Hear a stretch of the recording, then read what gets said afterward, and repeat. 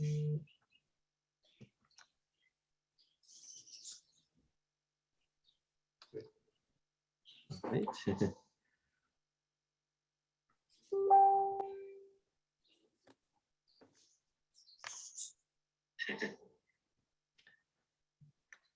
All right, so we are live now on Facebook and YouTube.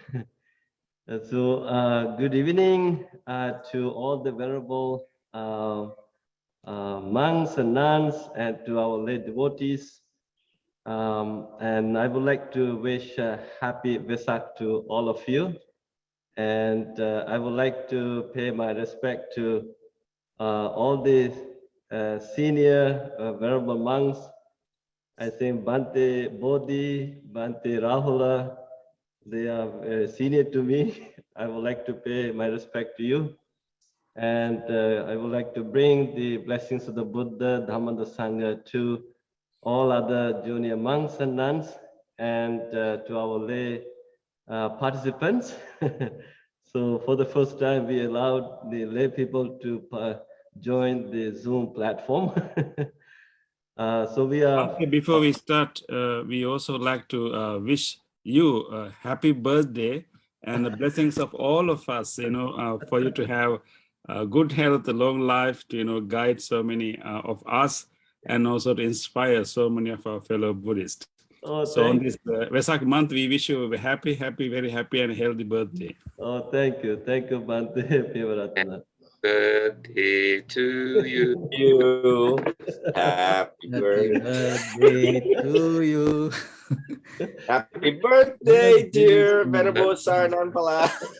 Happy birthday to you. Oh, thank you. So Venerable Sir, now you are a year close to your death. Well, I don't know. It's Bhante Bodhi who knows me from those days, but to him, he doesn't know that I'm 50. I'm half century now. When I saw the announcement, the email announcement from Bhante Kusala saying that Bhante Saranapala is having his 50th birthday, I thought, impossible. It must be the 30th birthday.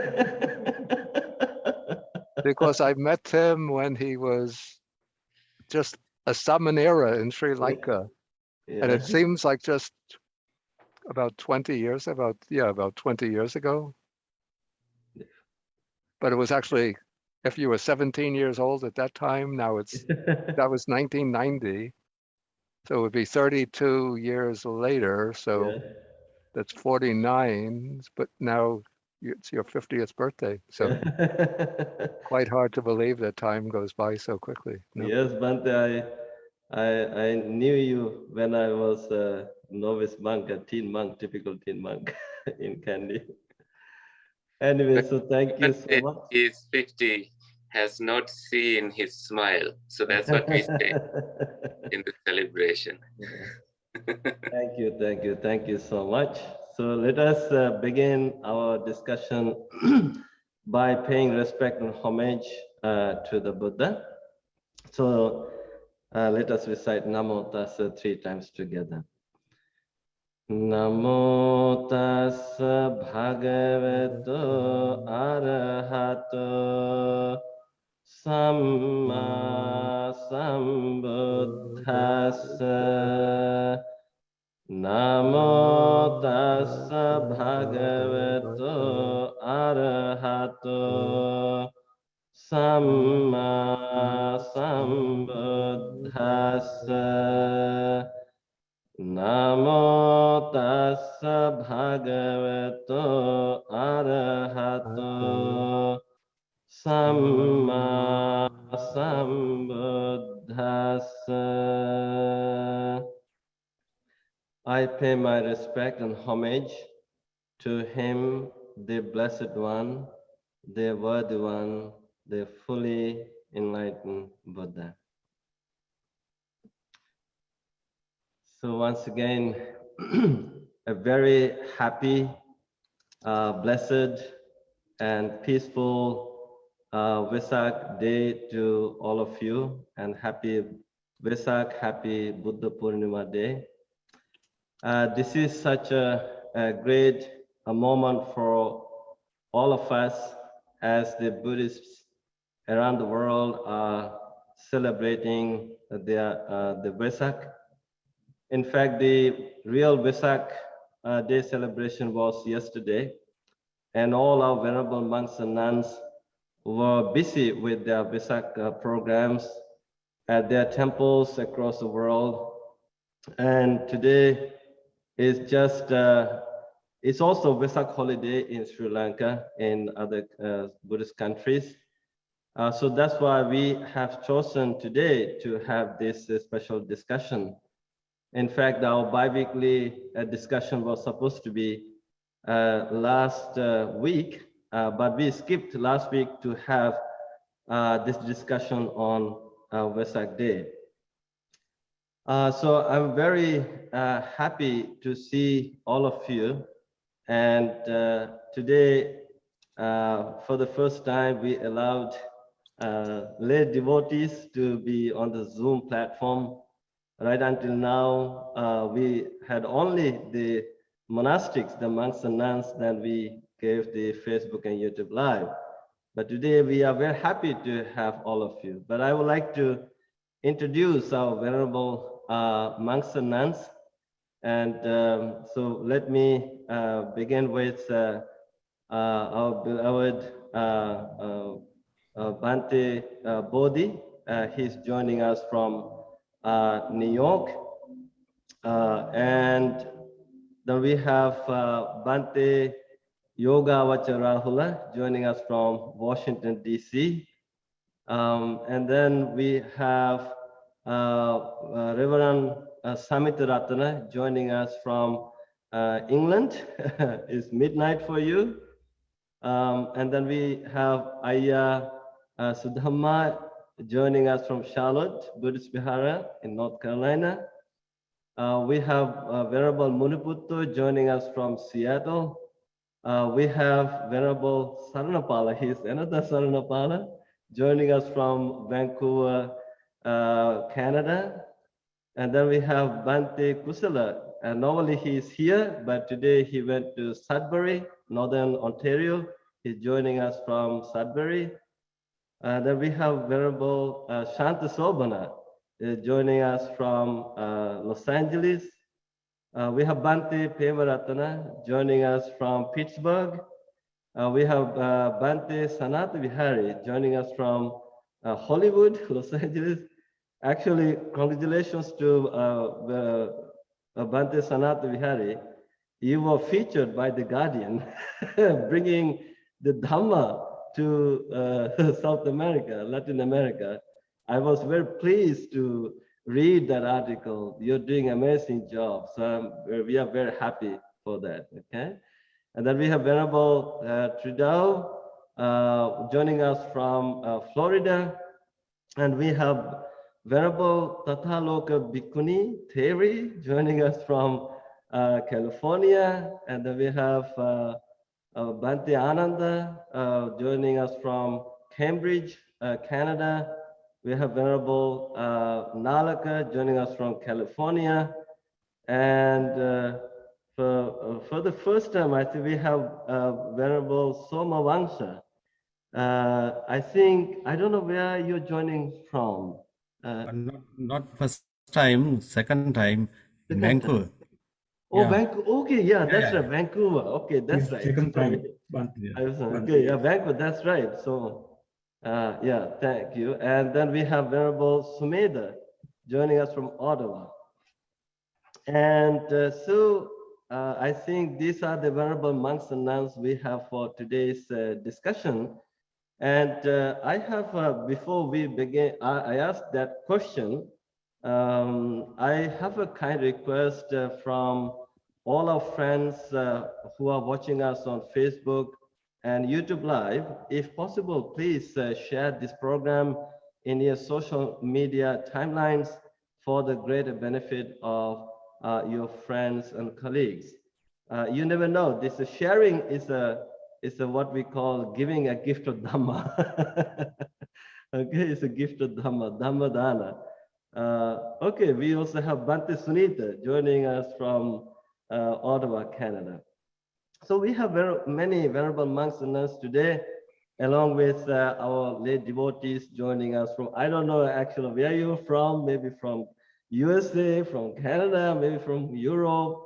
And I'm so happy to have all of you on this Zoom platform together with all the venerable monks and nuns. So I know last year we had this Vesak discussion, and Bhante Bodhi kind of suggested me a different way to have this discussion. And this time, Bhante Bodhi was very kind enough to send me a question, actually, which I believe never has been asked. Even I myself, I never thought about that. I never asked that question. And also in my academic life, I have never heard any scholar or professor asking the same question. The question is it really the case that the three events, birth, enlightenment, Mahaparinibbana, celebrated at Vesak occurred on the full moon of May?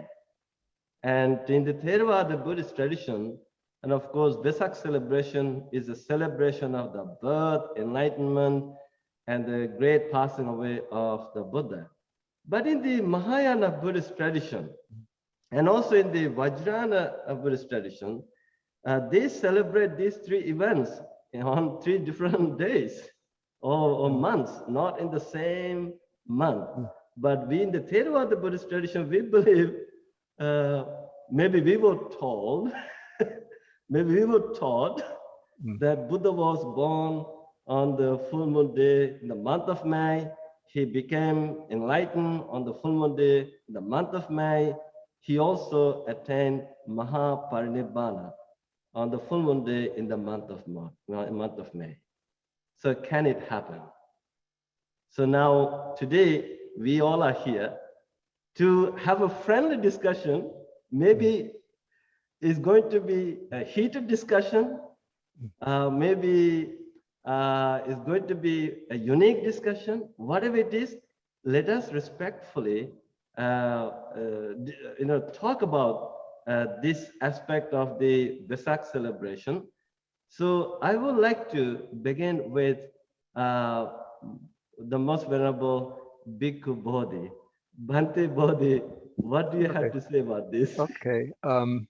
First, a disclaimer. I don't want to disrupt the tradition, the traditional Theravadan practice of celebrating the birth, the enlightenment, the passing away of the Buddha on the full moon day in the month of May.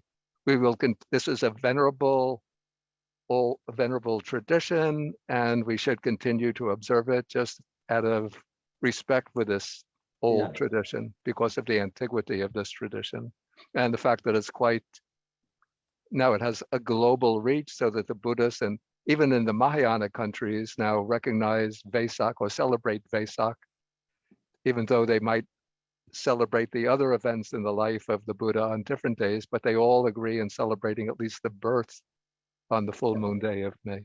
Yeah. But if I could, can you give me the ability to share my screen?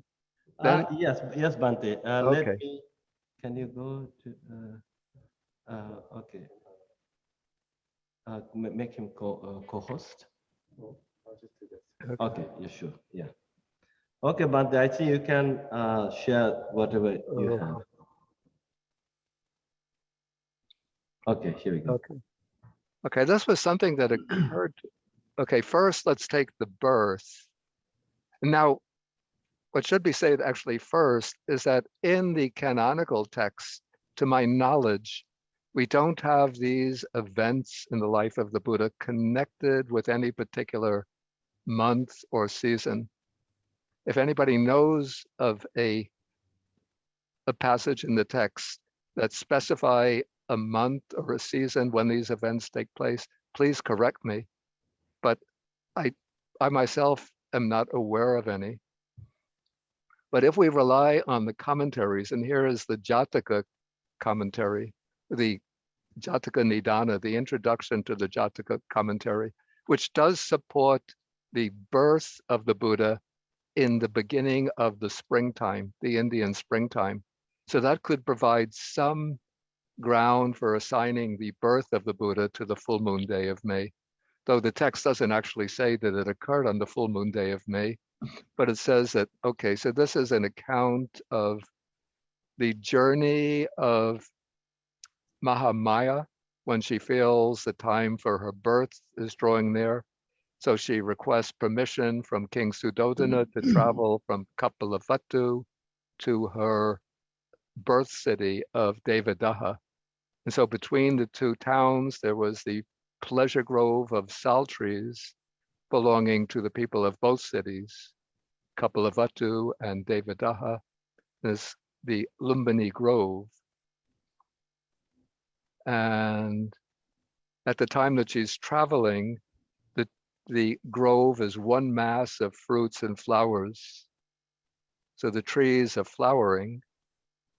And then the queen goes into the grove and she grabs hold of the branch of one of the sal trees.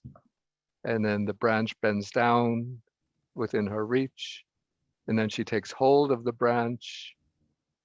And then what's called the karma-born winds begin running through her body. In other words, she goes into labor, and then standing and holding the branch of the sal tree, she gives birth. So she gives birth to the Buddha at a time when the sal trees are blossoming. Yeah. Okay, that's the important fact. The sal trees are blossoming, and we're going to see the significance of that later. So that is for the birth. But now we come to the Parinibbana, and here our text, root text, is the Mahaparinibbana Sutta. Okay, so in an early part of the sutta, we read that the Buddha reaches the city of Vesali. And when he reaches Vesali, the time for the Vasa approaches. And so he instructs the monks to find a place in Vesali to spend the Vasa. And he says, I will spend the rainy season in this very place, in the village of Beluva. So this would be like a suburb, a village on the outskirts of Vesali. Okay, so when is the Vasa beginning? Probably sometime around the full moon of our month of July. And the Vasa is 3 months. So we'll be going to approximately the full moon of October. Okay, now after the Vasa, we know this famous incident where the Buddha goes on alms round outside of Vesali, and he's accompanied by the Venerable Ananda. They go to spend the day at the shrine. Then the Buddha makes this proclamation that if anybody has developed the Iddhis, the Iddhipadas, the 4 Iddhipadas, if they wanted to, they could extend their lifespan to the end of the Aeon. And Ananda fails to plead with the Buddha to live on till the end of the Aeon. Then Mara intercedes and he tells the Buddha, you said that you wouldn't pass away until your holy life had become successful, prosperous, and so forth. All of this has happened. And so let the Blessed One come to his final passing away. The time has come for the Parinibbana of the Blessed One, of the Lord. Okay, so then the Buddha says to Mara, the evil one, he says, don't trouble yourself. Before long, the Parinibbana of the Buddha will take place. 3 months from now, the Tathagata will utterly pass away. Okay, so the Vasa has ended October. Maybe they're remaining, let's say they're remaining in the vicinity of Vesali. Let's give it a couple of more weeks. Just suppose hypothetically they're staying around 2 more weeks, so they come maybe to beginning of November. So 3 months from November, December, January, February.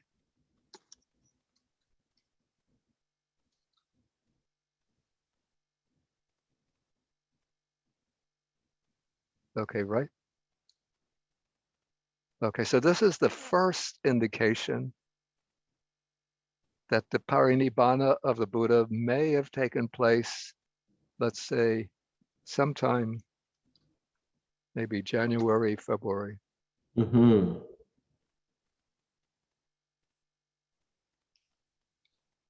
Okay, now there's another big hint about the time. Okay, so he says 3 months I'll pass away. Okay, then the earthquake takes place. Okay, then the other big hint comes when the Buddha reaches Kusinara. So he asks Ananda to prepare the place for him to lie down between the twin sal trees. And Ananda does so. Okay, then the Buddha lies down on his right side, mindful and clearly comprehending.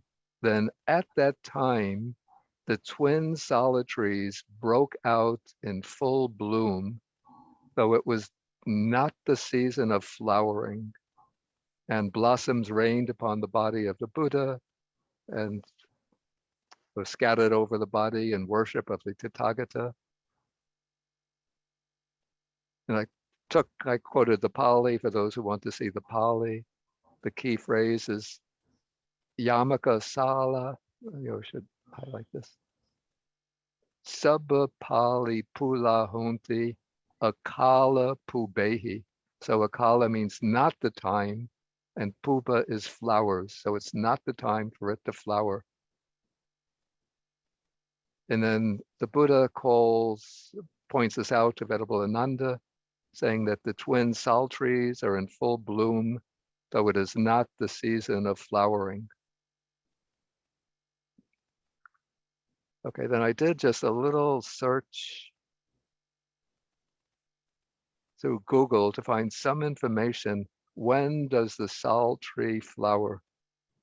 And the sal tree, the Indian sal tree, for those there are maybe a number of Sri Lankan monks here. I know in Sri Lanka, we have a tree that we call the sal tree, and it's also called the cannonball tree, but it is not the same as the Indian sal tree. I was living in Udawatakeli, and there was a big, I think it was a pair of trees there, and we would call them, or at least the Sri Lankan monks would call them the sal trees. And they have flowers that look like this, if you know that tree. But that is not the Indian sal tree. That is a different kind of tree. The Indian sal tree has flowers like this. If the flower of the cannonball tree was falling on the body of the Buddha, it would be a rather unpleasant experience, because the texture of the cannonball tree flower is a little bit like rubber, if you know that flower.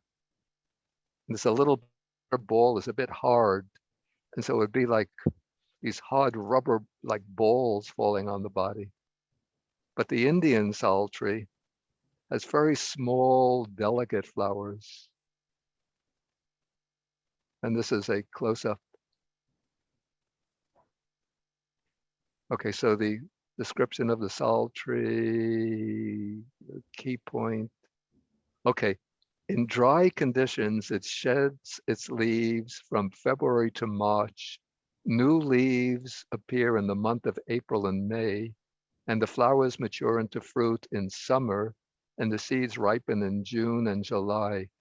So if the leaves appear in the month of April and May, then I would assume the flowers also appear in April and May. So April and May would be the proper time for a sal tree to be flowering. And then also that's supported by this file. The sal flowers, white in color, appear in early summer. Okay, so in May, that would be the proper time for the sal trees to bring forth their flowers. But the Parinibbana Sutta says that the twin Sultrys are in full bloom, though it is not the season for flowering. So it cannot be the month of April or May. And then 3 months after the passing away, when the Buddha announces 3 months from now, after the Vasa, his last Vasa, the Parinibbana will take place. That suggests late January or February for the Parinibbana. And then when we look in other Buddhist traditions, I believe the Far Eastern Buddhist tradition, China and Japan, celebrate the Parinirvana Day as February 15th, or the full moon of February. I think the Tibetans also celebrate the Parinirvana on the full moon of February, or February 15th. So that seems to support February, late January or February, for the passing away of the Buddha. Okay, so that was my contribution. As for the enlightenment, we don't have any clear indications, but I would take it if the Buddha, but this relies on the commentary, gave the first discourse, the Dhammacakkappavattana Sutta, just before the Vasa began. So that would be full moon of July, roughly the full moon of July. And then he arrived at, he arrives at the deer park just before the full moon of July. And it takes roughly 2 weeks to walk from Bodh Gaya to Sanath. So he starts his walk end of June, beginning of July, roughly. And then he spends 7 weeks at Bodh Gaya in the vicinity of the Bodhi tree. So that would lend some support to the idea that he achieved the enlightenment around the middle of May. So middle of May, early May, say 7 weeks to the beginning of July, and 10 days to 2 weeks to walk from Bodh Gaya to Sanath. So that would lend some support to the idea that the enlightenment took place roughly in the middle of May, though the idea that he gave the first discourse just before the first Vasa, again, it relies on the commentarial narrative rather than anything said in the sutta itself.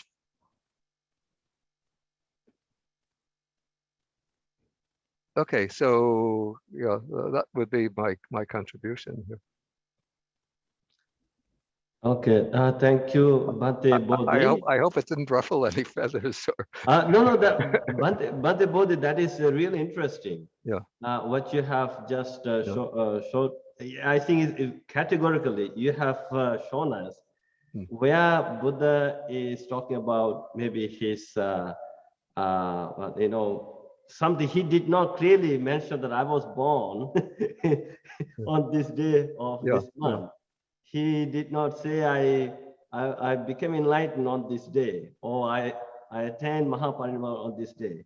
So my kind of question is that how did we, the Theravada Buddhist tradition, got into this concept? Like Vesak is the celebration of the birth, enlightenment, and the Mahaparinibbana. So I think Bhante Kusala raised his hand. I'm pretty sure he has something to ask or contribute. Bhante, Namami Sangha. Well, to answer your question, I really don't know where we got this, full moon day birth, enlightenment, and passing away into parinirvana. Where did that come from? I thought maybe we can do a bit of search. I think the homework comes later after this discussion. And the terms to use will be like Punnamiyang Divase or Vesak, terms like that, and see if we can pull something from internet and support the findings. And I do think that what Venerable Bhikkhu Bodhi has found is quite interesting. And I am aware about the sala trees, the difference between the tree that we have in Sri Lanka and the one in India. And it's interesting that Venerable went to find when these trees really fully blossom, if it is the season in May. And in University of Peradeniya, there is that white sala tree. Which is not known among people. And when we as children, when we grew up, we always associate the image of the Prince Siddhartha being born under the Sri Lankan sala tree. So, and the colors of it, and I think the rubber-like texture, although it's beautiful, I can understand the discomfort someone would feel, because there's so many petals fall under that tree, and I think you may not want that.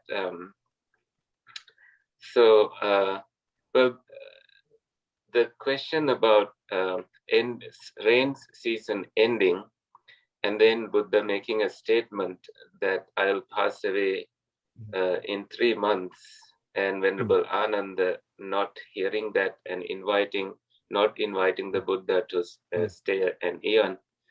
I think that's one place, where this question may occur, but I'm not sure if commentaries contribute to the question at all. I did send an email to all the venerables to see if they have found anything interesting, any reading related to the subject, and the fact that we didn't hear much from anyone means maybe we are all looking. So and I had something else also to share. I think it's not coming to my mind right now. I'll come back later.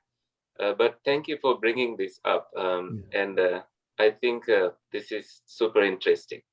Yeah, thank you, Bhante Kusala, for making that point. And I think, of course, as I said, this is an open discussion. It may be a heated discussion. Feel free to present your ideas.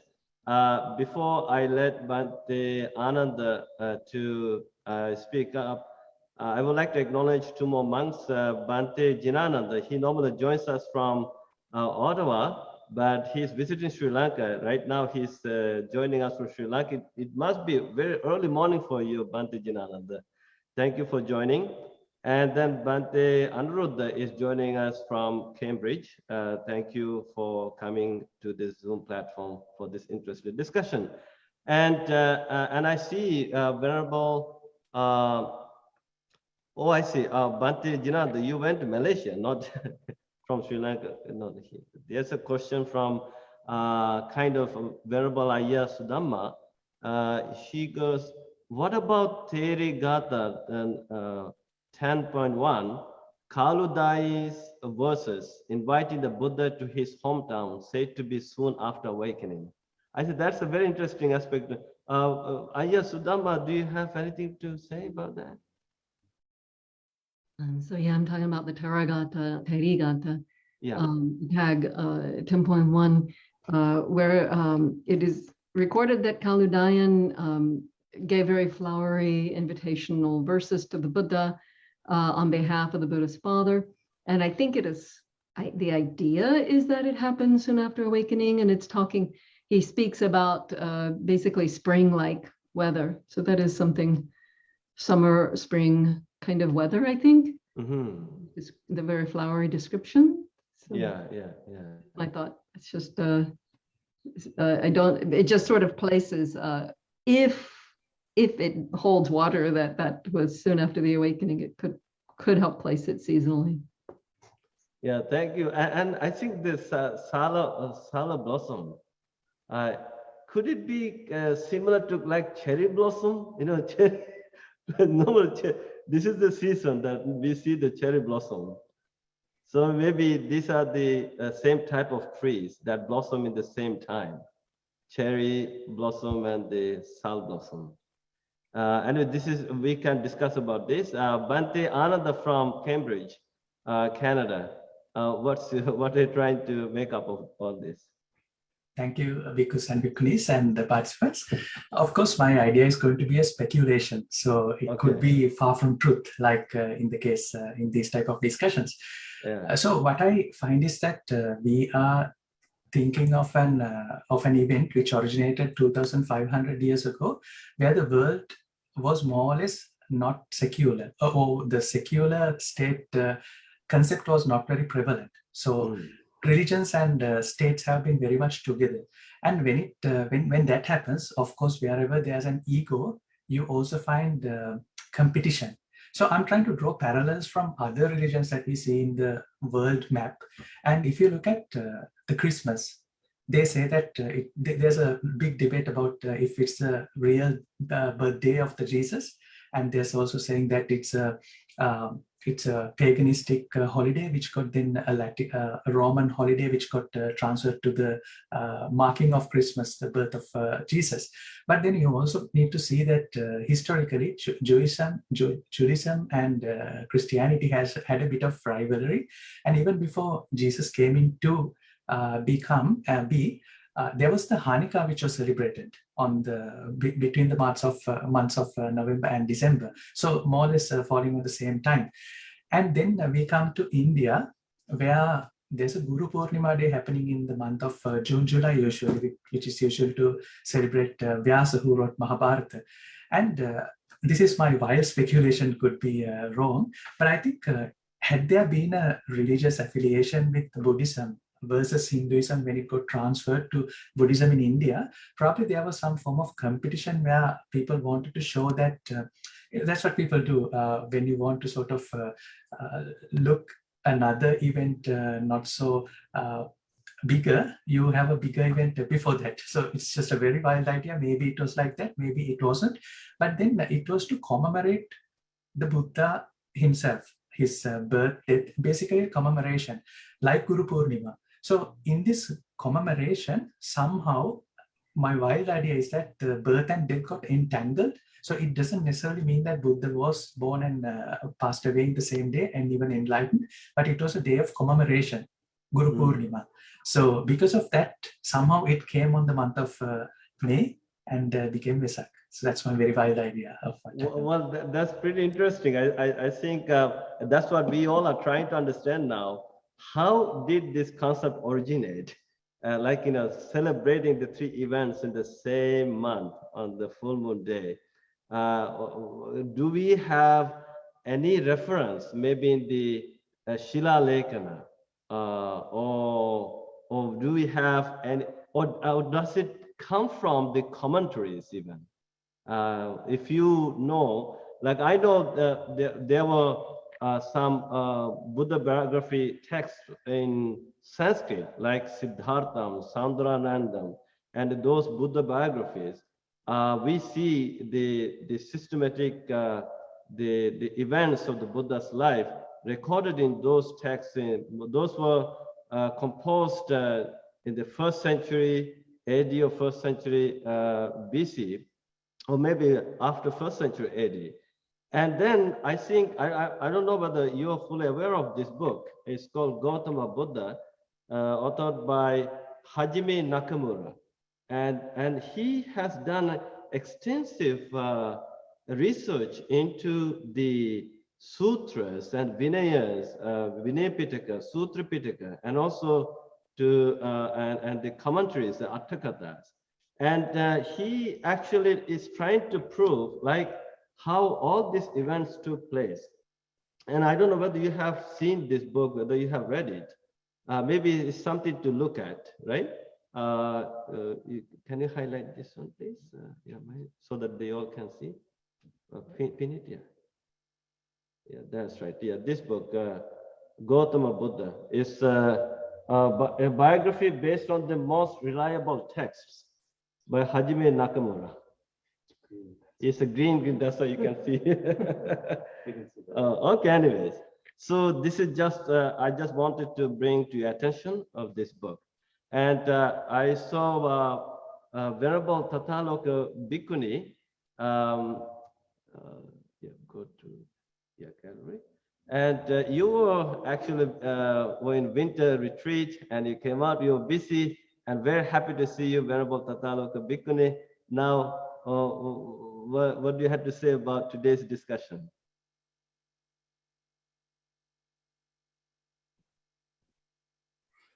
Greetings to all venerables. Namo Rattanataya.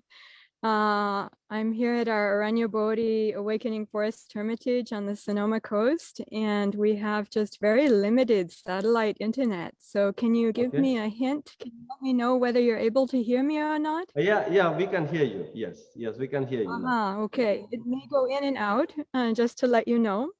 So I've been very interested in the topic of some of the dates with the Bhikkhuni Sangha, like the founding of the Bhikkhuni Sangha, which in Sri Lanka is celebrated at the September full moon. I was trying to find, is there any canonical basis for this or anything in the commentaries? Where does this come from? And then also the Mahaparinibbana or Parinibbana of Mahapajapati Gautami Terry and the Bhikkhunis, and then the Chinese texts actually give dates for this, but the dates are only implied in the Gautami Terry Apadana in the Pali text. It's implied that the Buddha has made his announcement, but then in the Chinese text, it says explicitly 3 months beforehand, the Buddha makes his announcement of his own impending parinibbana,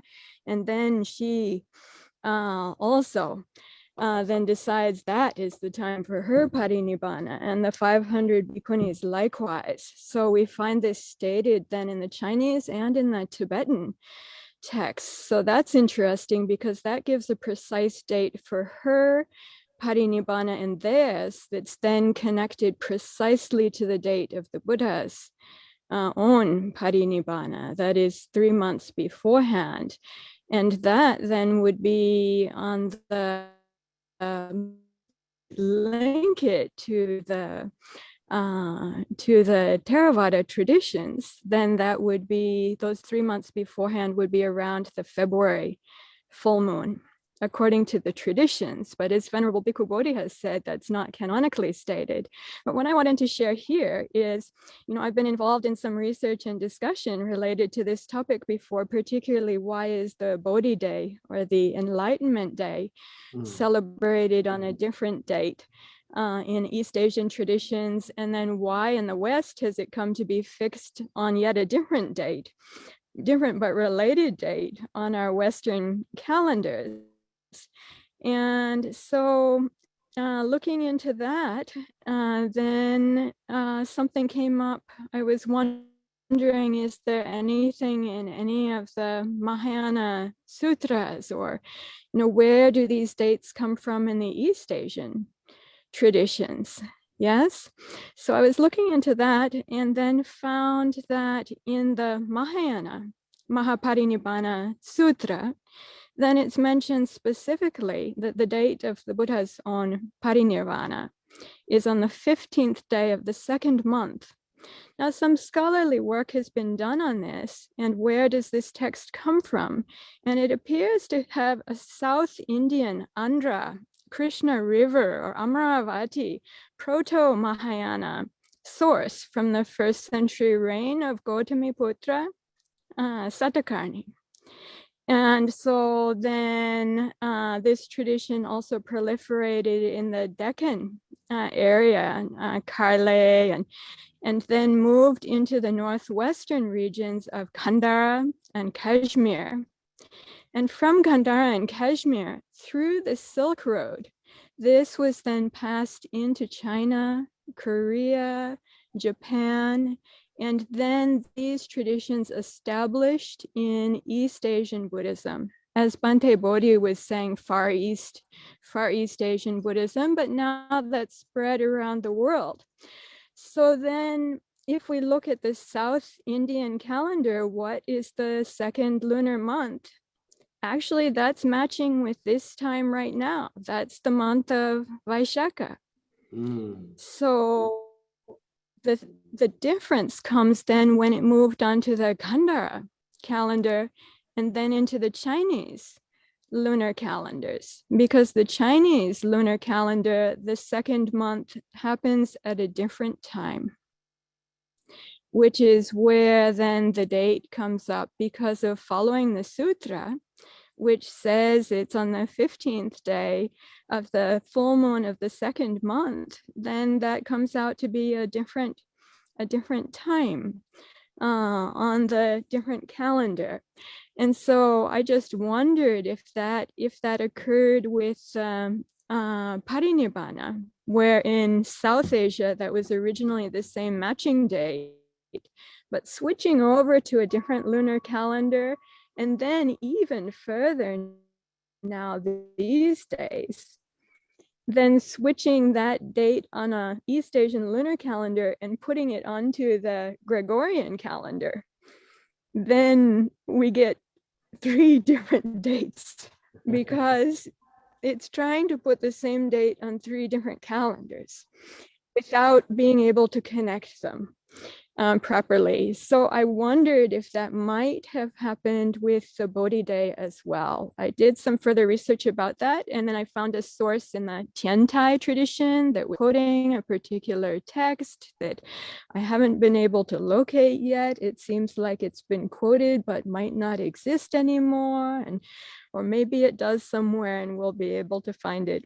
Yeah. Anyway, my proposition from all of this is that it might be that we have dates from early South Asian traditions that then, as Buddhism spread, came to be transposed onto different lunar calendars.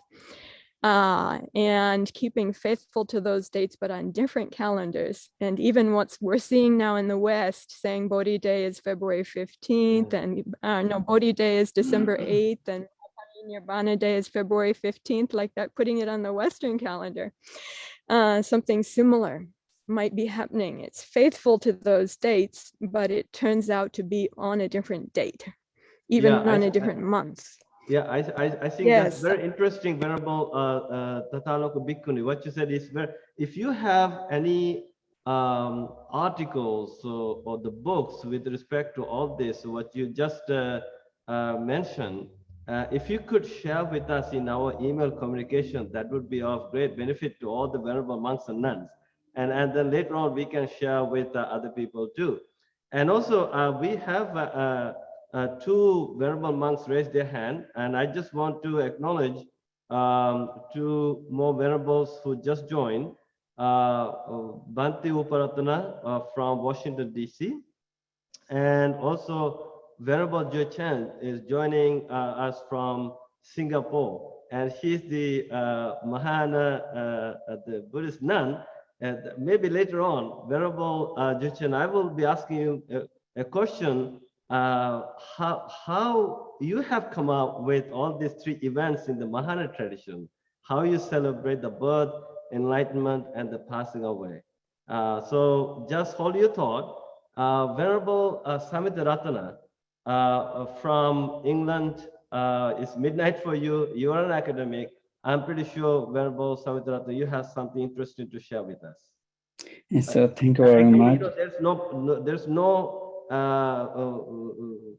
it's not something wrong to ask question. Buddha never said it's a sin to ask question. Nobody is going to go to hell for asking these questions or debating and all these things. Okay, don't worry. So this is a friendly discussion. Open up yourself. Venerable Samita Ratana. Okay, thank you very much, Thiruvan Saranai, Most Venerable Mahasangha. So it is a great privilege to attend this Dhamma discussion. So However, my subject is philosophy, so I am trying to make the sense of philosophy. What is the philosophical standpoint on this topic? Then in philosophy, I have studied the metaphysics of mathematics. I think this is the problem. Some social historical facts are unable to define firmly, and it is really unable to make the sense and reference accurately, because we have different mathematical systems. We have Gregorian calendars and South Asian calendars, some religious beliefs, and lots of stuff we have. Then how we chose the most accurate and systematic and coherent system. I think it is a debate, and it is the conversation here. So I feel this is like a problem of metaphysics, because planetary motion is really different, and ecological science and environmental science are totally different. Then we have natural diversity. The natural diversity is also totally different by region, area by area. So this is kind of planetary nation. However, the tradition of Theravada Buddhism, I can put forward some evidences.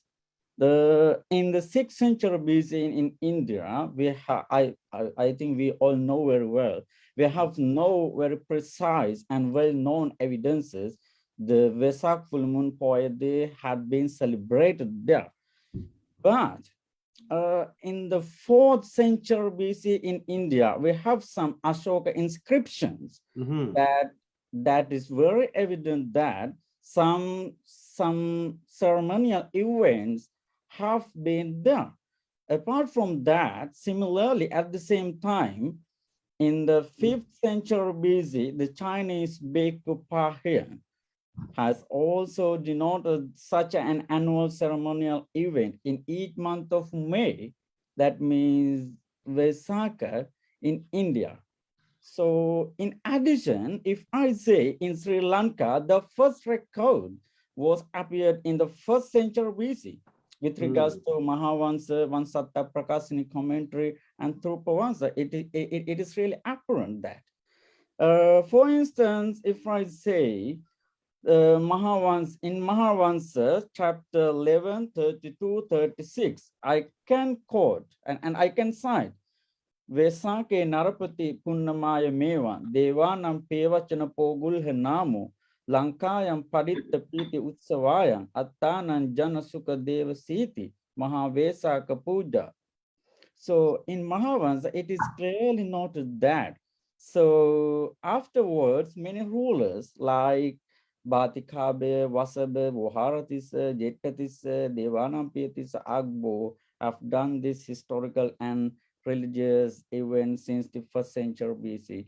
So I think in my view, we have different traditional and mathematical calculations on this regard. However, in general, there is a philosophical matter towards such kind of social and historical assumptions, because these kinds of assumptions have real difficulty how to make the real sense, how to make the real reference, how they have been appeared. So it is kind of philosophical matter in my sense. Thank you. Thank you, Venerable Samit Ratana, for presenting your ideas. I think it would be better for all of us to read, of course, Bhante Bodhi. It started with the references to the sutras. And also, I'm pretty sure in the Atthakatha, in the commentaries, there are more details about these observances, celebrations, and then the chronological texts like in Sri Lanka, Mahavangsa or Deepavangsa, Chulavangsa, those texts also talk about all these things. And I see it would be nice for a monk or nun to do another PhD on this topic. This is the PhD thesis, you know.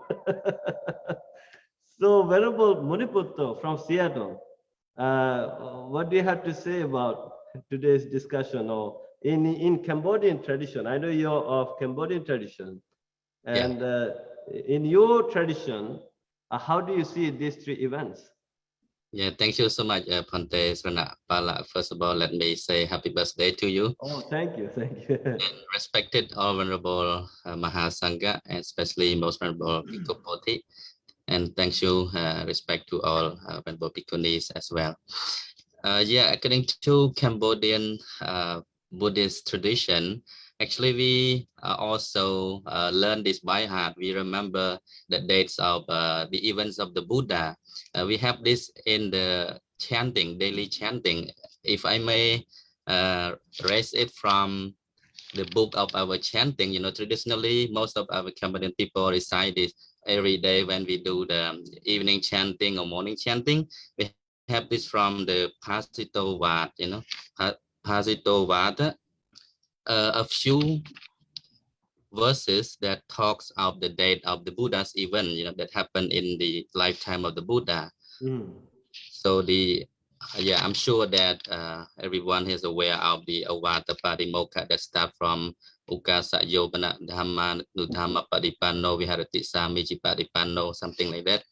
And then we have okay, let me skip to that verse that talks of the date. Okay, so first we have these verses. Kukude Kapavaso Jasone Jutaranakami Utsape Raja Sampati Sase Papachito Chino. So I'm trying to translate into English. Forgive me if you cannot understand well my translation. So here it talks of the Buddha taking conception in the womb of the mother in the year of the rooster. So according to the 12 horoscope, I think basically we have this influence from Chinese horoscope, which has the 12 like zodiac signs. So here the date that talks in Pali, so the Buddha taking conception in the mother's womb in the year of rooster, and then was born in the year of the dog, and then became the prince in the year of the ox, and then he ordained in the year of the rabbit. Okay, let me move on. Kukade Sapanyu Puttho Tatachakang Bhavatayi Nibbana Gamanang Sape Sahasa Pancha Musike. He became fully enlightened in the year of the rooster, and he preached the Dhammacakka also in that year, and he attained fully Prinibbana in the year of the snake, and Buddhist era will be fully 5,000 years in the year of the rat. Okay, let's move on one more. Okanto Chakruvarasmang Sukravare Janikami Sambuddho Buddhavarasming Angare Niputo. The Buddhas take conception on Thursday, and was born on Friday, and became the Buddha fully enlightened on Wednesday, and Parinibbana on Tuesday. And then Asalha Punnamo Kanto Visakhe Yewa Nekami Visakha Punnami Sambuddho Visakhe Pariniputo. The Buddhas take conception in the mother's womb on the full moon day of Asalha, Asata. So this taken conception on the full moon day of Asalha, and then he was born on the full moon day of Visakha, and then became fully enlightened on the full moon day of Visakha, also Parinibbana on the full moon day of Visakha. So according to this text, which means the Buddha's birth, enlightenment, and Parinibbana falls on the 15th full moon day of Vesak, and similar to what Venerable Tataloka has just mentioned, that maybe because of the calendar we use, there's some similarity about that. And in Cambodian lunar calendar also, because we start counting what we call the Mikasi in Pali language is called Mikasira. Mikasira is the first lunar month according to Cambodian calendar as well. So Visakha actually is the 6th month in the Cambodian calendar. But if we compare it, we can see that something around May, between May and June. So they assume that the Visakha can be matched with the months of May. That is why in our tradition, we recite this, the date of the Buddha's events in our daily chanting as well. So I don't know where we get this, but according to this text from Pasito Vada, so we have this date of the Buddha. So let's just Venerable Muniputtu, that's really interesting. You know, like how you described all these three events with the months and days and the year of rooster, year of God, all these things. I think, can you please in the chat box, can you write the name, the title of the book? Okay. And what century it was composed. Okay. If you can share, that would be greatly appreciated. Thank you so much. And Bhante Jinananda is joining us from Malaysia. Normally he lives in Ottawa. He's visiting Sri Lanka. Now from Sri Lanka, he went to Malaysia. So Bhante Jinananda, what do you have to say about today's discussion? Greetings to all Venerable, including Bhante Sanapala for your birthday. I miss your birthday. Anyway, wish you good health and peace of mind to continue your services. So the discussion so far tells that having one day for the three events is good enough because we don't have any agreement. Canonically or any from commentaries, we don't have any evidences, so that the scholars who put this day should be the day that we commemorate the triple anniversaries of the Buddha would be good because we don't have any evidences. The other thing is that the Tripitaka is for the Dhamma or to store the Dhamma of the Buddha.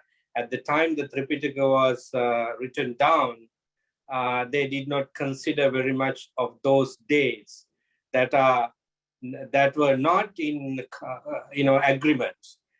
Like today, I believe that the dates of the Buddha's main event were not in agreement, so that they did not include any of those things in those important texts. So we do not look at the Tripitaka for chronology, though we try to grab some events and occasions. So I think the disciples in later periods were considering only the Dhamma just to commemorate the birth, enlightenment, and passing away of the Buddha. If you look at Acharya Buddha Dhamma Sutta in Majjhima Nikaya, we have those evidence, important incident happened, but without the date. And then Arya Pariyesana Sutta and Mahasachaka Sutta give us some evidences on how he attained to enlightenment with hardship. And of course, the Mahaparinibbana Sutta gives some information about how he attained to Mahaparinibbana. So I think the day of Vesak is to commemorate these three events, as Bhikkhu Ananda said. So I think different traditions says different things, so that I think it is very important for us to get these three events and see the marvelous of his life to get some inspiration for our practice. So since I have been traveling, I could not get into any of those early notice about the topics and things like that. Even now I have a hard time with the internet connection. Anyway, thanks to those venerable monks who provided me the opportunity to participate.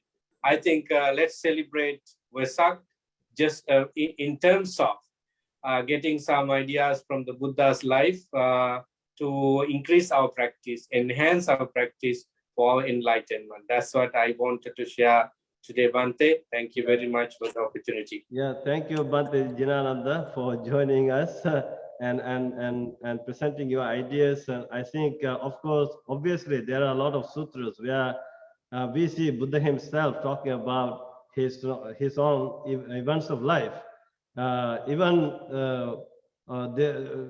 is a sutra called the Apaya Sutta. I think it is the Sutta Itivuttaka Pali or Sutta Nipada. So anyways, there's an Apaya Sutta where we see Venerable Ananda is referring to Buddha's mother, excuse me, Queen Mahamaya, dying after a short period of his Buddha's birth. And even that is another aspect to look into. I don't know whether Bhante Bodhi could look into that, that sutta where Venerable Ananda is mentioning to the Buddha that his mother died after a short period of his birth, and what time it took place. I don't think that it mentions a particular time that it took place. Okay. Let me just try to find it quickly. Okay.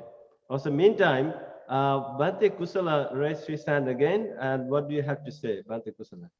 Bhante, I'm going to Venerable Muniputto's comment about the conceiving of Prince Siddhartha in Queen Mahamaya's womb. And it says in the commentary of Suppavasa Sutta from Udana. This is the Suppavasa Sutta recording, well, the commentary recording about this dream the queen had. A white elephant entering her belly through the right side on the full moon day of Asala month. And that means, either 9 or 10 months after the prince was born. I think in some Vanshakathas, chronicles, I don't want to mention names without fully really verifying the names of these chronicles, say that it took sharply 10 months for him he didn't stay 9, he spent 10 full months in the womb before he was born. So that actually brings us to the full moon in May, not a February, like no premature delivery date. So that's a little bit that I would share now, but this is getting more interesting, like you said. Thank you. But that is for the date of the birth, correct? Yes. Not the date for the parinibbana. It's the parinibbana, which is the controversial one. Oh, I see. Thank you, Venerable. Yeah, I think Bhante Bodhi, that Appayu Sutta is in Udana, I guess. Yeah, I'm looking through it. And next, Bhikkhuni Tathaloka raised her hand again. Please feel free to add more insights. Yes, Bhante, thank you. Just a moment. I just wanted to mention and to acknowledge one of the venerables earlier spoke about the Venerable Faxian, a pilgrim who came from China to India, and his testament in his pilgrimage record to the commemorations that were happening in India, in South Asia, in the 5th century of the Common Era. And then that Acharya Buddhaghosa, Bhattacharya Buddhaghosa, who composed the polytext commentaries in Sri Lanka around that same period of time in the 5th century, then also is said to have come from South India. And so then these commentaries are actually concordant with what we find testimony of being celebrated in India at that time. But it is 1,000 years after the Buddha. And when we look at Xuanzang, then in the 7th century, he notes that in India, different Buddhist traditions or different Buddhist, I guess you could say sects, but anyway, different Buddhist schools actually have their main observances or commemorative dates on different dates. So that's something that's recorded actually as happening by the 7th century, even in India, by Xuanzang, that different traditions have then gone to commemorating these great events on different dates. So I just wanted to share that part. That is, our polytext commentaries do have a direct connection to what is attested to actually being commemorated in India in the 5th century. But Xuanzang 2 centuries later says different traditions have already in India have different dates. Thank you. Thank you so much. Yeah, that's interesting. I'm very happy to see, how we all are freely presenting what we know. I think this is all about sharing our knowledge. Okay, so Venerable Trudeau from Florida. I know you are a Theravada monk, and also you have a Vietnamese background too, I believe. And so maybe Vietnamese Buddhist tradition and what you know. So so please feel free to present your ideas. You have to unmute yourself. Salutations to all the most venerables, bhikkhus and bhikkhunis and aryas present today. Thank you for having me. Yes, I was born and raised in Vietnam. I immigrated when I was 7 years old. So I've been in the United States for about 27 years now. The Vietnamese temples and monasteries is a little funny when it comes to the dates, because they try not to overlap each other. I live in St. Pete. So there's multiple monasteries, and they separate the weekends out, and it's a rare thing to find one weekend where both temples are celebrating Vesak. Today's discussion caught me by surprise. I'm usually the last one to get the message about what's going on. I had a couple of students that's asking me, what's this debate? We're a little lost. I have a lot of young students. I wanted to capture this moment and contribute what the UN said. And I also like to pay my respect to Venerable Bhikkhu Bodhi, whom inspired me for so long. And what a auspicious event to have seen you here present with us. And I was quite inspired by Bhikkhu Bodhi's speech at the UN years ago. And so I wanted to capture this in contributing in 2016, on Day of Vesak, the UN chief in 2016 says Buddhism can help enlighten the world about pressing issues. As I read this small paragraph, observing the Day of Vesak, United Nations Secretary General Ban Ki-moon highlighted how the teachings of Buddhism can help the international community tackle pressing challenges, including mass population movement, violent conflicts, atrocious human rights abuses, and hateful rhetoric aimed at dividing communities. It is on the day of full moon in the month of May. It's the most sacred day to millions of Buddhists around the world. It was on the day of Vesak. The Buddha.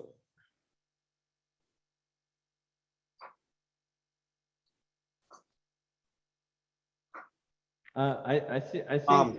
So the I just wanted to say this. On this day of Vesak, let us pledge to reach out to bridge differences, foster a sense of belonging, and show compassion on a global scale for the sake of our common future. Just a couple of days ago, they wrote a letter again in the UN and talking about that the Buddha taught that we must always be mindful of our action, draw upon our inner strength, and embrace the power of collective action. We would do well to heed these lessons as we confront today's challenges, from climate change to pandemic, inequalities, and conflict. So it seems like nothing has quite changed dramatically since 2016's latest comment on here. So yeah, I just wanted to read this out as most of the younger students trying to get a hold of all the suttas and the monastic scholars discussion, but I just wanted them to focus on what the UN said about this, about what's most pressing right now in the world, direct, immediate, a sense of urgency, and using Vesak in applying what we can do to mitigate these harms in the United States and across the world. Yeah, I say very much Trudeau. It's interesting. We had to of course focus on that, and today is a specific question that was raised by Bhikkhu Bodhi, whether these three events really took place on the same full moon day of the same month, and it's a very interesting question, though, you know. So, Venerable Jechan from Singapore, I know you're in the Mahana Buddhist tradition. So, in your tradition, we know these three events are celebrated on 3 different days and months. So, what do you know about these 3 events according to the early Mahana texts? Okay. Good morning, everyone, or good evening, everyone, and auspicious greetings. So just now, the Venerable Bhikkhuni, she mentions about in Mahayana, Xuanzang and I Ching, which is true is that different sects or different schools, they comes up with the different comments on the date and also the celebration. So first thing is that these three events, did they really happens in a full moon day? I guess nobody knows whether it really happens or not. So ends up is that different traditions, different schools, they fix particular days for celebration, but at least for the Buddha's birthday, most people celebrate in the full moon day for the Vesak day. However, I would like to share is that in the Taiwan tradition, or the Taiwan, they fix the Mother's Day as the Buddha's birthday. So the celebration for the Buddha's birthday will be the first week of May in Taiwan. But in other Mahayana Buddhism, other countries, most of them will celebrate on the Vesak day. This is one thing. Second thing is that in the Chinese tradition, Chinese Buddhism tradition, is that for the Buddha's birthday, we have a practice is the bathing of the Prince Siddhartha.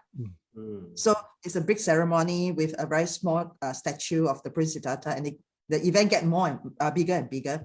But it's the bathing of the Prince Siddhartha statue, and this year, my first year, I can't say my first year, but in Singapore, my first time celebrating the Vesak Day in Singapore temple, and I realized that in Singapore the celebration of the Vesak Day is so busy, and I can't say grand, but a lot of people, very different from in the Western country. So people coming in to do offering, to bathing of the Buddha, and also to do the offering, donating money to the monastic, and they like to donate a lot of money during the Buddha's birthday. Yeah, so that will be something celebrate in the May, and for the enlightenment date will be in the December. Mahayana traditions also celebrate that by cooking the congee. We call it the laba congee. It's a symbol to represent that before the Buddha's enlightenment, the lady offered the milk to the prince, so that the prince has the energy to meditate and enlighten. So during the enlightenment date, which is around December, depends on the full moons, and then that will be something that we will cook a lot of the congee and then give it to people. And also people come to the temple to eat the congee, the laba congee. But in the Chinese tradition, I don't remember people really celebrate the Nirvana Day. Maybe chanting, but not a very specific type of celebrations. So this is something that in the Mahayana Chinese tradition. Thank you very much, Jichan, for sharing that information with us. And of course, we are coming to the end of today's program. I know we have more interesting ideas to present, but I would like to ask, Bhante Pemaratana from Pittsburgh. I know you are also an academic, and what do you have to say about this question, Bhante Pemaratana? So my reverential greetings to all the Sangha members, and I really enjoyed the discussion, and it's learned a lot, from the contribution of all our, monks and nuns. One thing I'd like to share is that, Bhante, so we have to rely on early text to decide, whether, the three events happen on the same day or a different dates. But the issue here is actually, Bhante, the early text, the people, the monks and nuns and others who compiled or collected this early text, they were not very much interested in the precision of the dates.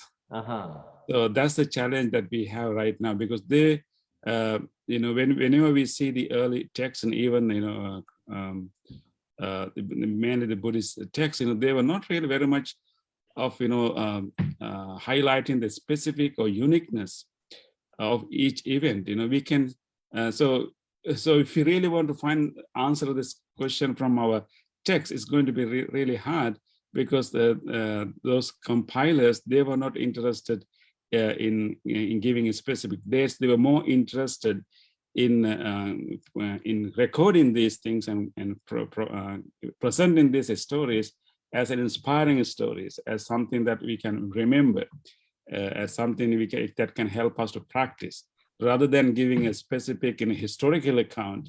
Of course, they have historical accounts too, but when it comes to particular specific dates, they didn't want to limit these events to a particular era. They want to show these things as universal, as timeless.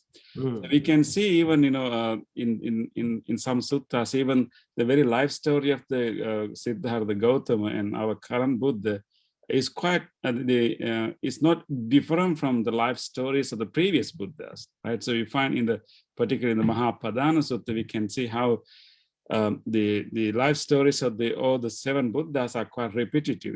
It's the same pattern follows in each Buddha's life.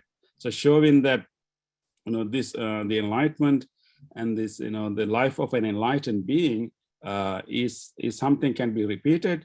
And it happened before, and the Buddha has rediscovered it.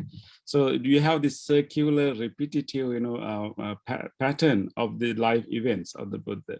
So I think what we can learn is actually maybe consider these events as something that inspires us to practice. I think in that case, it can be really advisable and smart to select a good one day, single day to celebrate all these 3 events.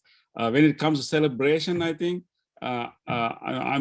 maybe May will be a nice time to celebrate, because of the maybe beginning that of the reduces spring. the responsibilities and burdens of the monks and nuns.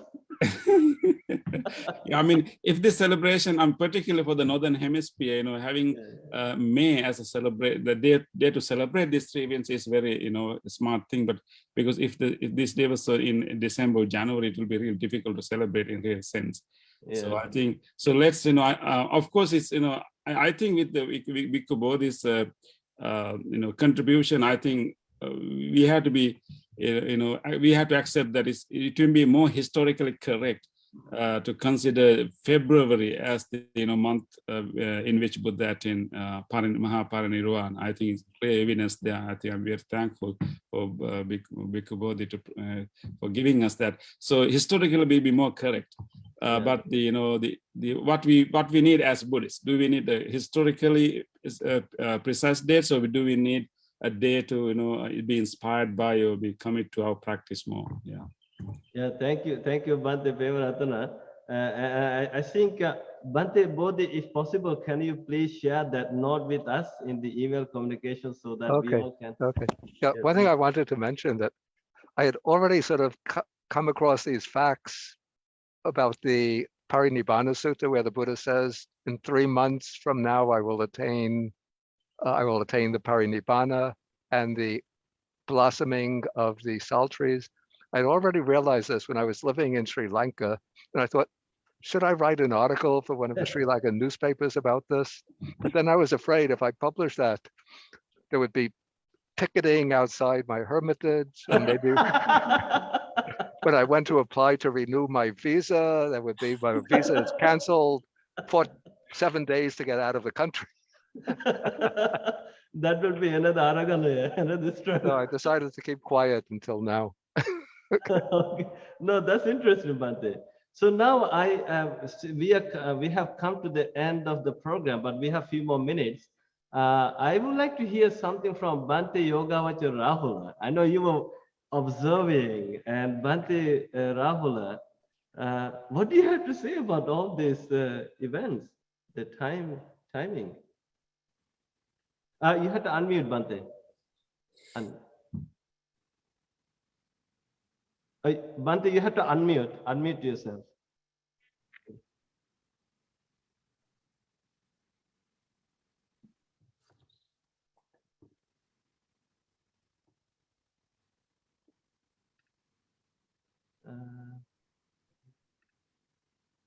Yeah, ask to unmute.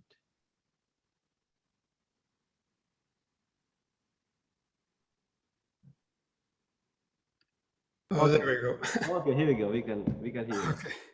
Well, I know the time is short, but so I'm not a scholar, so I don't really have any input on whether those days are different or the same.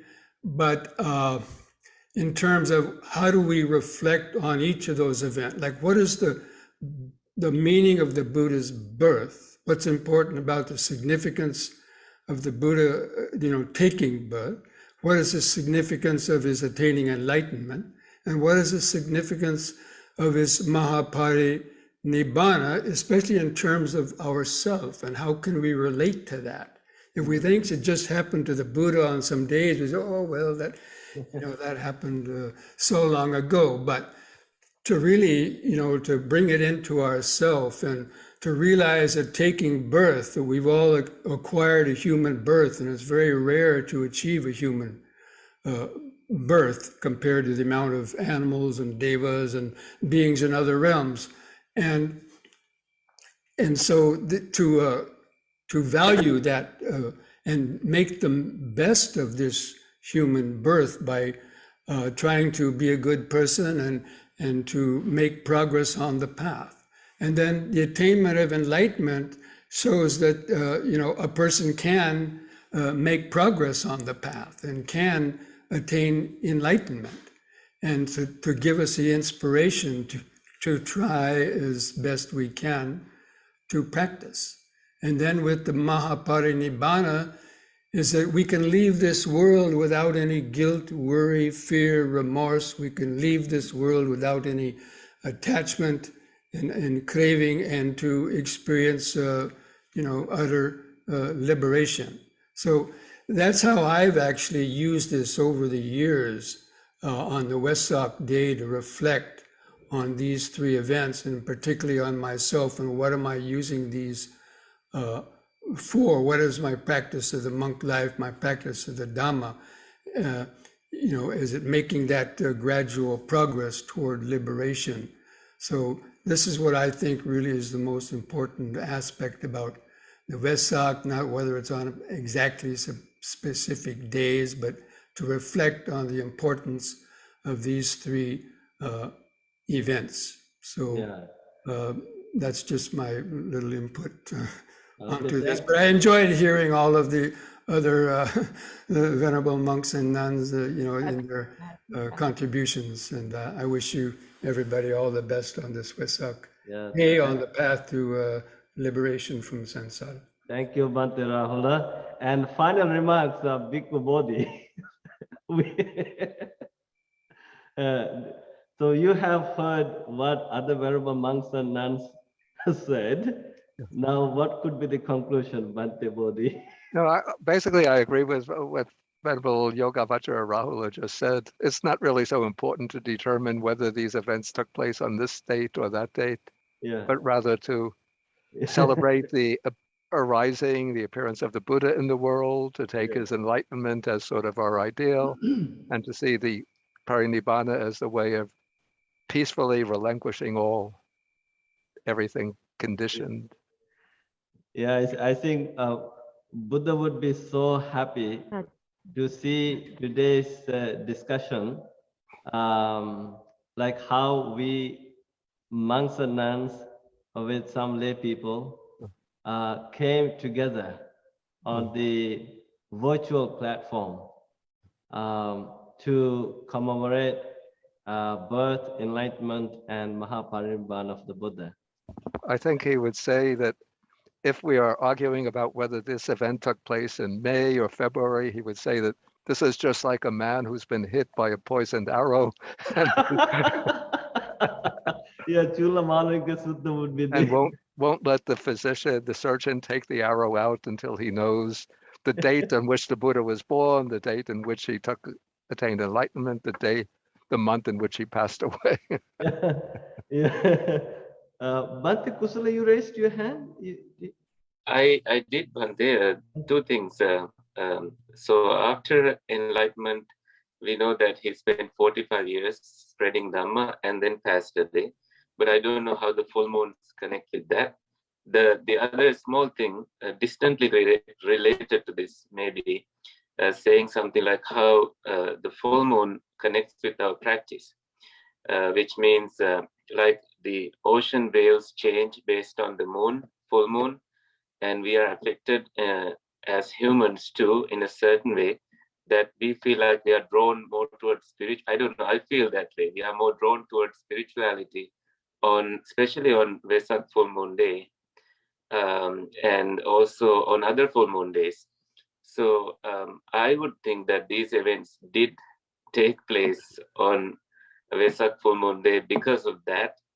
But now, because of the scholarly questions we have about the dates, I will also do a bit of digging about these later. Thank you very much. Thank you.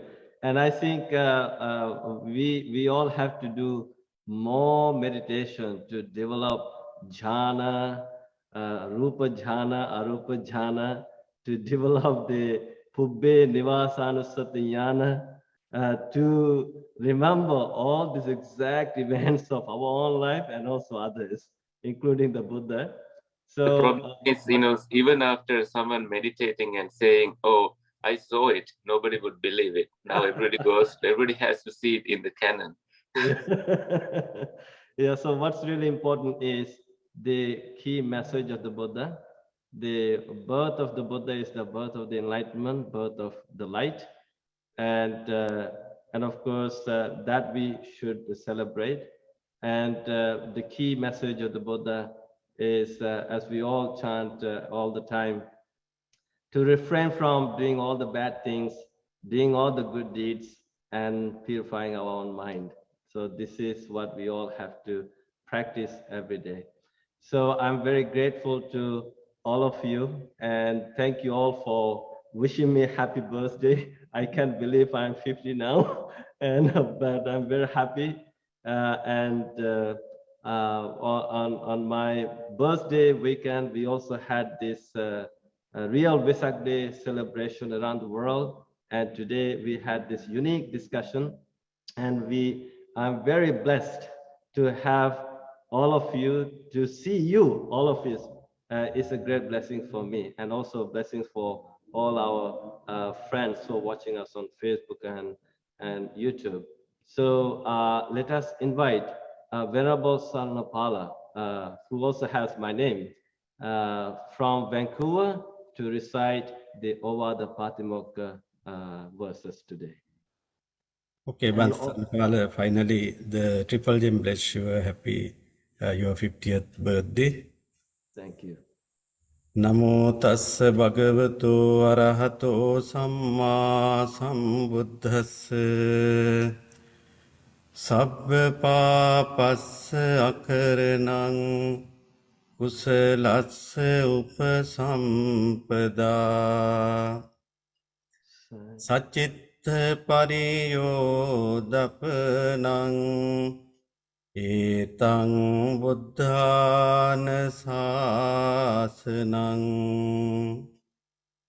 kanti paramang tapotitikha nibbanang paramang vadanti buddha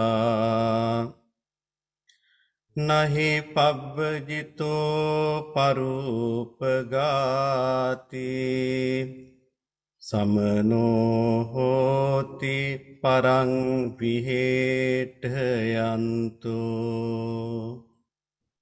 anupavado anupagato Pati mokhecha sangvaro